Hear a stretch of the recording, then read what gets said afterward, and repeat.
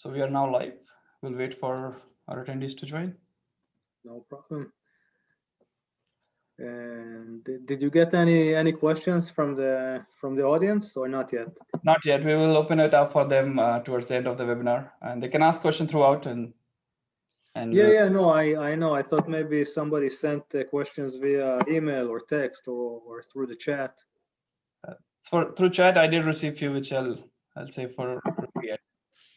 But yeah, we have a wide audience today. I mean, Texera, Steve Madden, Manhattan, Columbia Sportswear, and some of our partners as well, like people who are helping us with some of the process improvement initiatives. Mm-hmm. So yeah, we have a pretty diversified web attendees base today. Okay, great. So if Sanjeev join us, we'll talk about dropship. We'll solve some problems. Be interested in dropshipping conversation. So he'll be like. I was talking to Sanjeev yesterday actually about dropship. Great. I think we should get started. It's 2:01, and then I feel we have good attendees set here as well. Around 17 people have already joined. More are coming in. Mm-hmm. I think it's about time we'll get started. Hey, we have Bhaskar on the line. Bhaskar has to be there. How can he not be there, boss? Who else? Let's see who else I know. Yeah, we have Bill. Bill is our partner, helping us with some of the initiatives we are doing. So yeah, we have a pretty diversified attendees today. Yeah, very nice. Okay, so I don't know. I mean, do you want to wait another minute to see if more people are joining, or you want to start? Up to you. We can give them another minute and wait for them to pour in. But yeah, the crowd is pouring in, and I'm equally excited. I mean, getting to talk to you for next 25-30 minutes. So yeah, it's 2:02. I believe I think let's get started and at least Sure. that way we'll have the webinar going, and then more people will join. So yep. So hello everyone, welcome back. I'm here today with our second webinar on the series, Navigating Through Pandemic and Beyond. And I'll be discussing our today's topic, Delivery Ecosystem of Future, with our guest panelists today. Myself, Abhijit Singh, President and CEO Texera. And with me, I have a leader, I have a visionary, I have personally admired and known for several years. And he has been a pioneer in bringing one of the largest fashion footwear company, Steve Madden, to the forefront of technology. My relationship with Oz goes back several years, and my relationship with Steve Madden spans over a decade. And on that note, I'd like to Oz Sar, the CIO for Steve Madden, to introduce himself to our viewers. And Oz has been responsible for shaping up the technology roadmap for the company. So Oz, would you like to introduce yourself to our viewers and guests today? Sure. Well, thank you, Abhijit. Thank you for the kind words. Hello, everybody. Although I can't see everyone, but I can see the list of names, so welcome. So my name is Oz. I'm the CIO at Steve Madden. I've been with Steve Madden for the past a little under 2 years.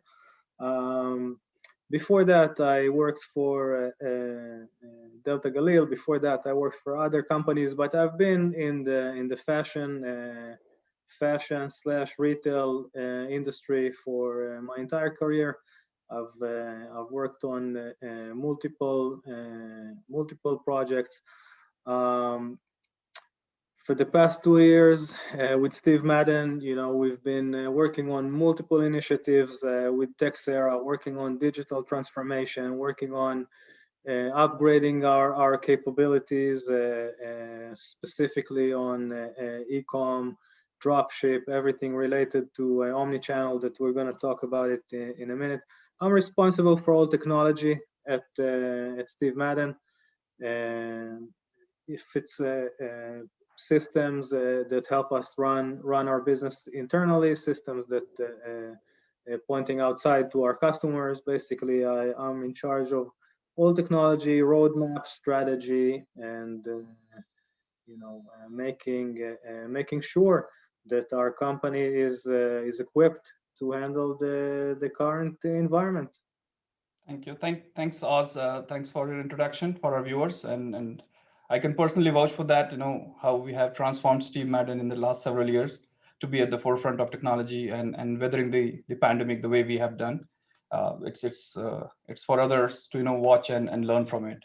So on that note, let me start with the very first conversation point I would like to have with you is we did talk about a lot about the pandemic and the impact of pandemic on the supply chain, and then we all have seen now that it's several months into the pandemic. We all have seen the changing consumer behavior, and where the retailers were quickly adapting to it, and some were ahead of that journey, but definitely not where they are today. So a lot of acceleration to that point. And on one of them, that was the curbside pickup, or the BOPIS type of model where you buy online, pick up in stores.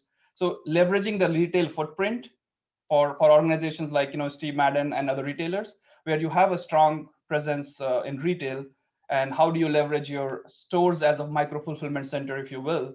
And we saw a sudden surge in that kind of infrastructure setup with the pandemic. Now, what are your thoughts? And I know Steve Madden personally was at the forefront of that infrastructure. So what are your thoughts on using the stores as a micro fulfillment centers? Yeah, that's an excellent point. Well, for every retailer like Steve Madden, the main priority is to provide good service to our customers, fast delivery, and at the same time try to reduce our cost. And so Steve Madden, have been using our stores for fulfilling e-com orders for several years now, even before the pandemic. Steve Madden, and even before I joined Steve Madden, the stores were already used as a micro fulfillment center, as you say. However, during the pandemic, obviously, we saw a huge increase in e-com orders and dropship orders, and that require to adapt. So we basically enhanced our capabilities around fulfillment from store. If it's a buy online, ship from store, if it's buy online, pick up from store, we did a lot of work around right away as the pandemic hit and we had to close our stores. Almost immediately, we started working on enhancing those capabilities, and today we use all of our stores for fulfillment. We have pretty good capabilities for BOPIS and really brokering orders to the closest location to the final destination. That allows us to provide free 2-day shipping to all of our SM Pass members, which is our loyalty program.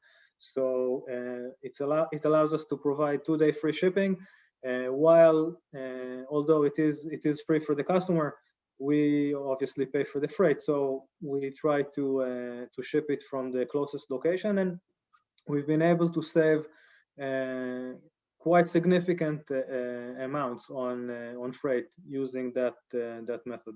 So definitely something to invest in. Omnichannel, and as we speak, although we already use all of our stores for BOPIS and we do full omnichannel, we're also in the process of implementing a new order management system that will even give us improved capabilities. That's awesome, and it's great that you touched on a very subtle point right there about how consumers are benefiting from this kind of infrastructure, and definitely it's a step forward for the retailers, but where they have a heavy store presence, but it's also helping consumers with the speed at which they get their product, and at the same time they're saving a lot on the freight cost as well. So great point on that one. So now taking that a step deeper, right? I mean, you and I did talk about this during the pandemic, and I've had several conversations with other customers as well. One of the surge we all saw, and is the e-com surge with this pandemic. Like even the toilet tissue paper and everything in my home was now it's all online shopping. So we saw a sudden surge where the generation which was not so much comfortable on the mobile devices or on the laptops to go online and order. Even like the baby boomers, if you will, historically they were not they were not that comfortable with the online shopping. We saw that behavior changed. I mean, it shifted 180 degree for that matter. So now, and we all agree that this shift will continue to grow, and then will have a major impact on the future of e-commerce, where a much larger audience set is relying on the e-commerce backbone. Now, from your personal perspective and what you see at Steve Madden, do you think this behavior is going to stick around beyond the pandemic and will become more of a lifestyle? And what can retailers like yours or other retailers can do to keep up with the changing and growing demand with respect to e-commerce? Yeah. Okay. Yeah. Really, really good point. So a few things. Yes, we saw a huge increase in e-commerce volume.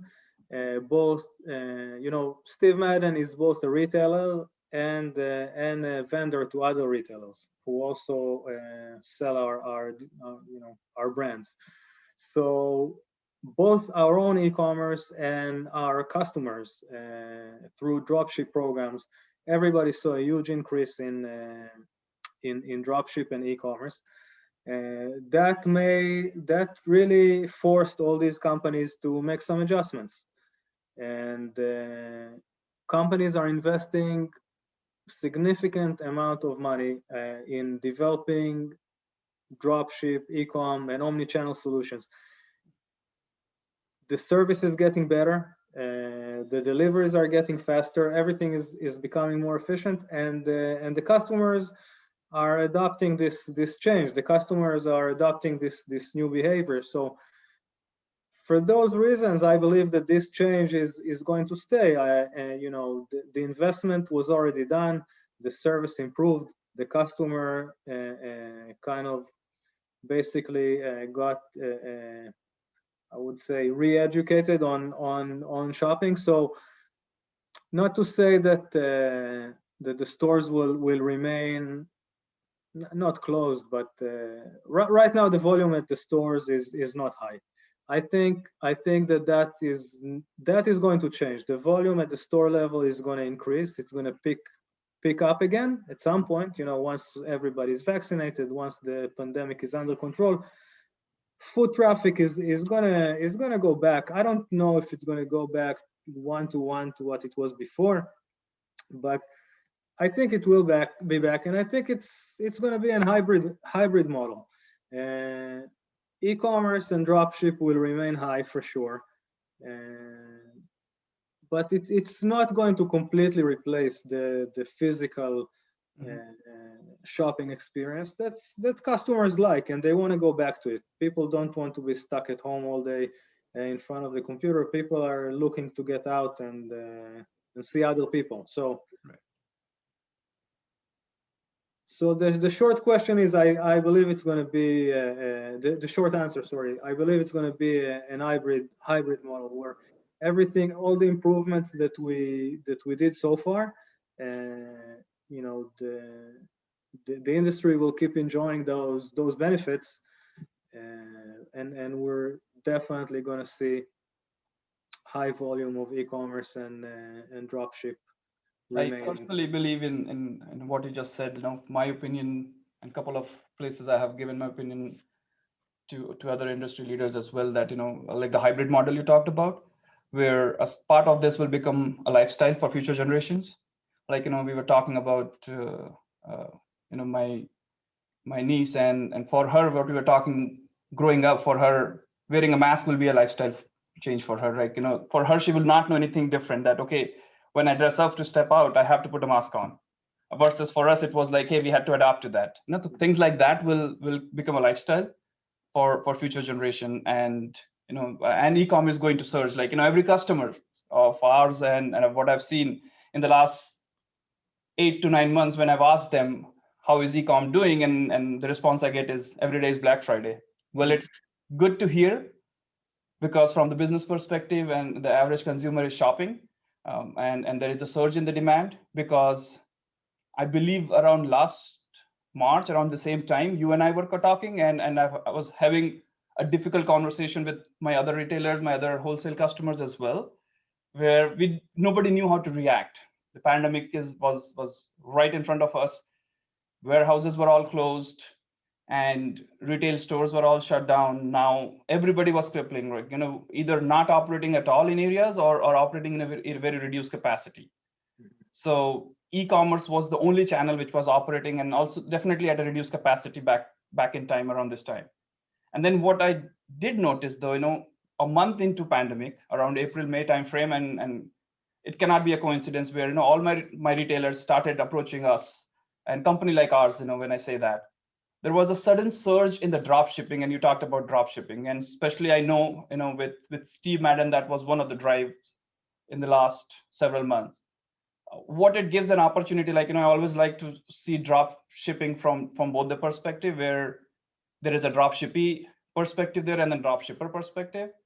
And it's great to extend the virtual catalog, right? We have the product, and then now anybody can just use the virtual catalog from Steve Madden and start selling on Nordstrom website, on Kohl's website.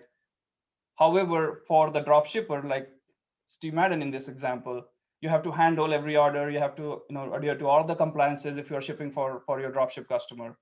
So it does create a little bit of a challenging environment from the warehouse operations, from the systems infrastructure.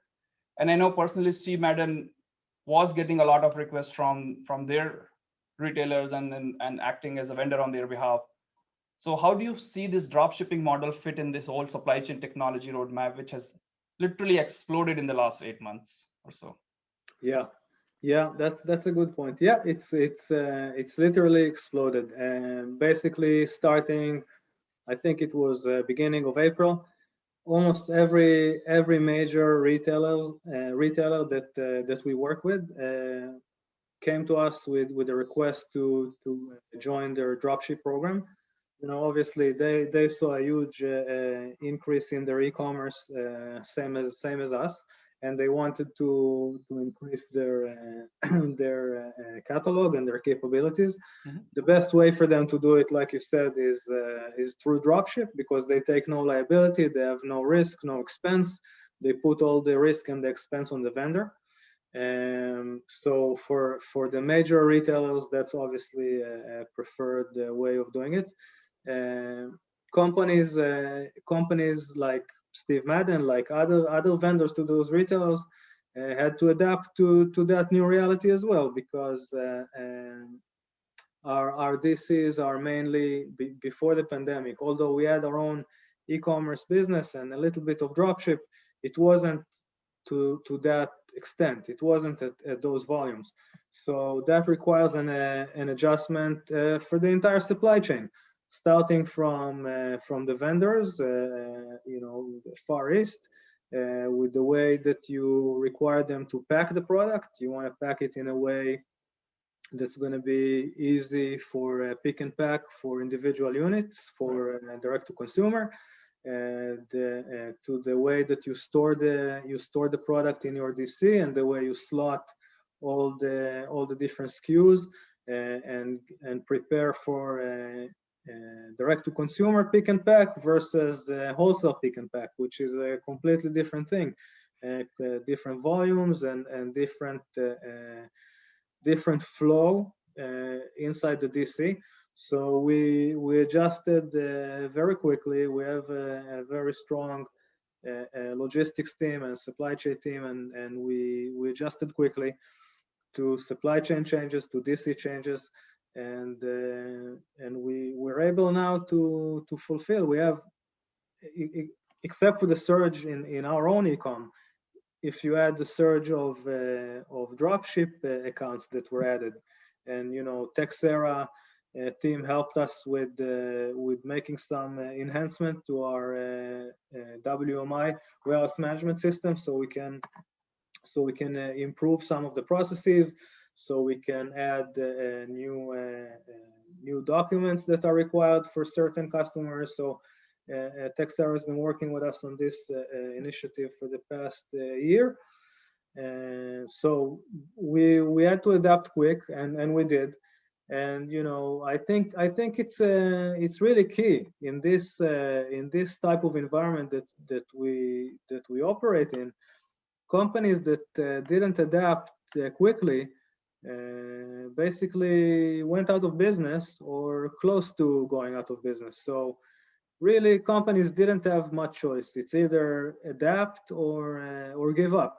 So we chose to adapt, and I think we were able to keep up with the demand, which is which is what Absolutely. we I mean, want. I can personally vouch for that. Like you said, just to put it in perspective for our viewers, like, last 8 months alone, we probably enabled Steve Madden for 8 to 12 drop shipping retailers. And, it helps the average consumer. I want to touch on that angle too from drop shipping standpoint, because I've been closely following these programs and studying and implementing myself. So where I feel like is, when the wholesale and the traditional wholesale and the retail channel literally stopped for almost like maybe 3 to 4 months for most of the retailers, there was a sudden problem with the inventory.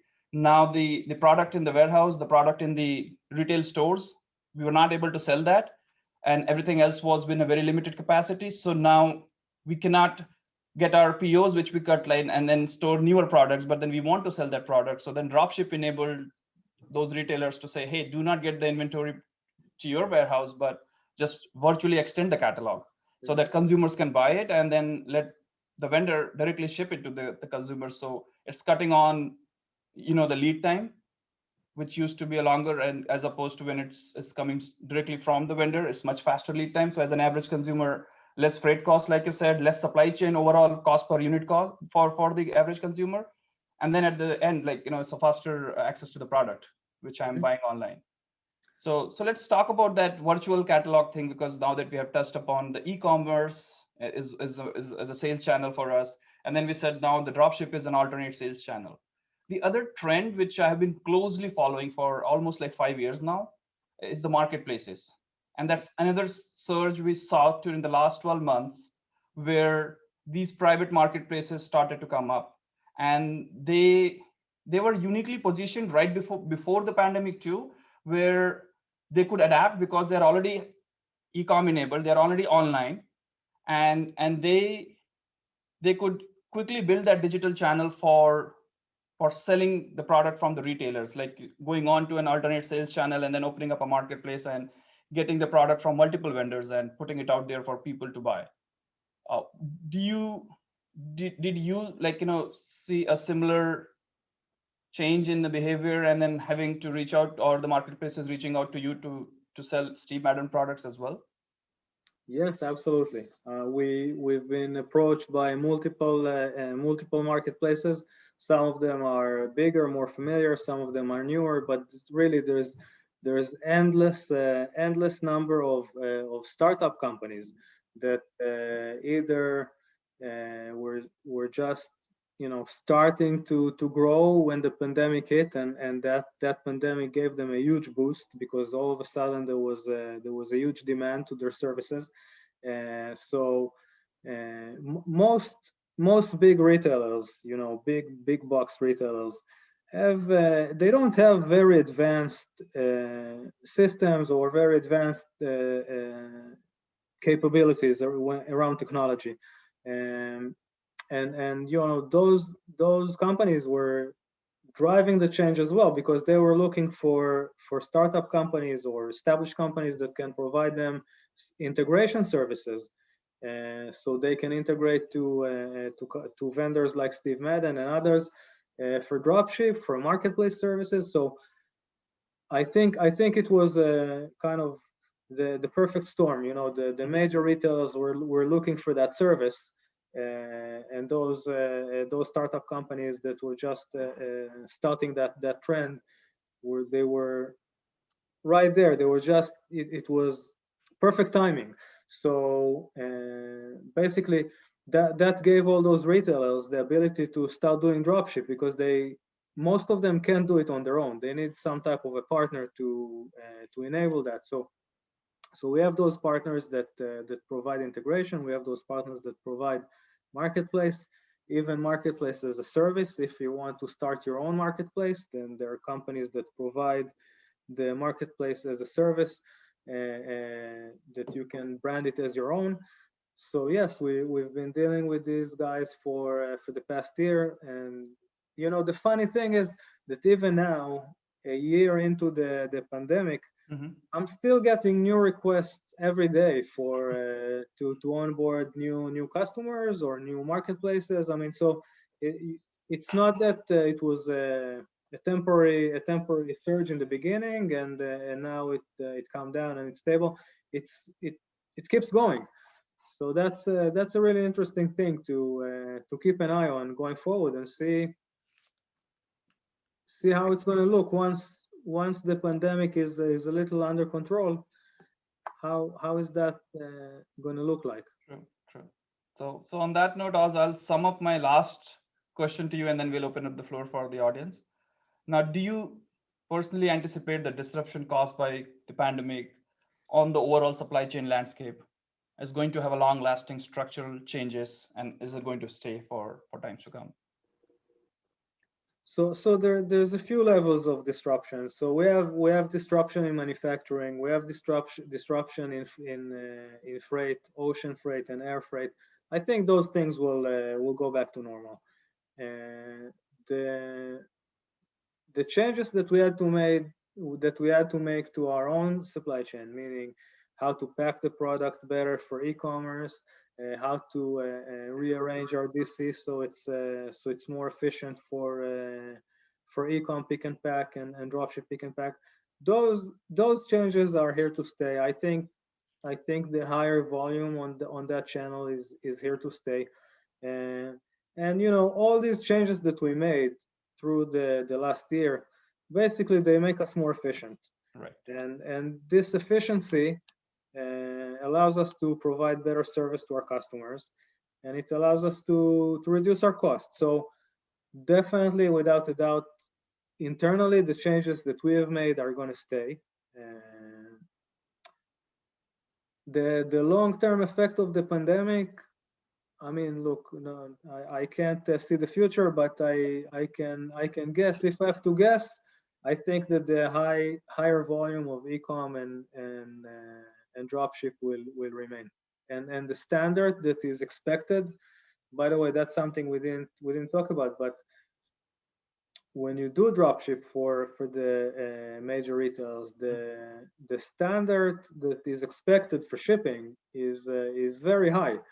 And in order to meet that standard, you have to be very, very efficient. So those are changes that really affect the customer and allows to give better service, and those are here to stay for sure. Absolutely right. The service levels are going to be the priority for future. I totally agree with you on that. Well, thanks a lot, Oz. I mean, that sums up what I had to ask you, and it was great conversation. I enjoyed thoroughly. I'm sure our viewers would have enjoyed it as well. At this point in time, I would like to open the platform to other people to ask questions to Oz, or me myself will be more than happy to answer. And I already see 2 questions have been posted. So we'll try to answer that live. And Oz, I'll probably ask the first one to you, and then that I think you should answer that question. Do you think we will see exponential shift in usage of last mile technologies coming out of pandemic as well, like the drones, the sidewalk robots, autonomous vehicle, etc.? Yeah, that's a great question. So yeah, I mean, we talked about it a little bit before. Those technologies, the drone technology, the robot technology, those are all right now they're not fully matured. They're still being developed. Companies like Amazon, companies like Walmart invest billions in R&D, researching those technologies and perfecting them. I think obviously the pandemic accelerated this effort even more. I definitely think that in the future we're going to see more of that. I don't think the technology is quite there yet. It's going to take a little bit more time for the technology to get there to the point where it's ready to deploy, right. and it's affordable enough that every company can use it. Not every company have unlimited resources like Amazon and Walmart. So it's probably going to start with those guys. that we're going to see. You're going to buy something on Amazon Prime and you're going to get a drone delivery. We're probably going to see that, I would say, in maybe 2 years. But I think that eventually, once the technology is matured and affordable, this will become the standard for everybody. Great, great. The next question as on that one is, what are, and this one is a good one. I mean, I feel like, you have a lot of bullets to talk about that. What are companies doing to handle the reverse logistic? We saw a surge in e-com, so that comes with its own challenges of returns. So with the challenge brought by the pandemic, and how are we focusing on adapting to technology, on adapt newer technologies to handle that volume on the reverse logistics side of it? Yeah, that's also a good point. As everybody know, with the e-commerce business and the dropship business, the downside of that business is the percentage of returns. The percentage of returns is very high, because when the customer can't try on the product, then there's more chances that the product don't fit or that they don't like it. So there's definitely high volume of returns, which is challenging. There are companies that specialize in returns, and those companies are also seeing a surge right now, because for a company like Steve Madden, with our multiple DCs and our entire operation, still handling returns is challenging, because the product comes in without the original packaging, without any markings, without any documentation. A lot of the time, you have to spend a lot of time just sorting through the returns and processing them. So most companies, Steve Madden included, don't want to spend the resources and the time doing it ourselves. So we outsource it to companies that provide that as a service. Right. And that's working well for us. That's basically they handle all the returns, they consolidate, they clean it up, they pack it, they make sure it has all the proper documentation, and then they send it to us in bulk. So that makes our life easier. It obviously has a little bit of an additional cost, but it makes the process easier. And for us, as Steve Madden, it's worth the extra cost to absolutely to save on that effort. Yeah, no, you're absolutely right, because it's a business model for a lot of companies out there, and there has been a certain surge in that kind of business requirements as well, where a lot of our customers are looking as alternate returns facility, or engaging with 3PL services, or engaging returns as a service. So definitely a surge there, and with that, newer technology also, like Narvar, Happy Returns, and things like that are coming in existing as well.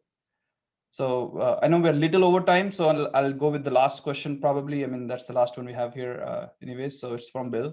So on the digital transformation roadmap for Steve Madden, what has been the biggest game changer positive outcome for you? What was the biggest game changer?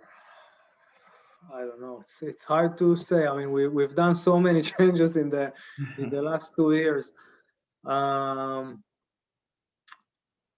Well, if we're talking about, I don't know, the question was just about ecom. If we're just talking about game changer for ecom, then it's probably the order management and the omni-channel capabilities that we enhanced and improved, because that gave us more flexibility in brokering orders. We're trying to apply smart brokering rules that take a lot of parameters into consideration. So I think probably that was, if we just talk about e-commerce, that was probably the biggest game changer for us. Great. That was wonderful. And I think we don't have any more questions. We're a little over time, but again, I think it was great conversation for me personally. Oz, I hope you also enjoyed the conversation, and for our viewers, they have thoroughly enjoyed. Yes, absolutely. I always enjoy, meeting with you and talking about. Pleasure is all mine. And like you always say, it's all about people, process, and technology. So we're just Yeah. trying to make sure that the people, process, and technology are working for each other. Absolutely. Great. So thanks a lot once again, Oz, from our viewers, and thank you personally from me. And we hope to connect soon. Thank you to all the viewers who have joined today, and we look forward to connecting with you again. Thanks a lot. Thank Bye. you, Abhijit. Thank you, everyone. Bye-bye.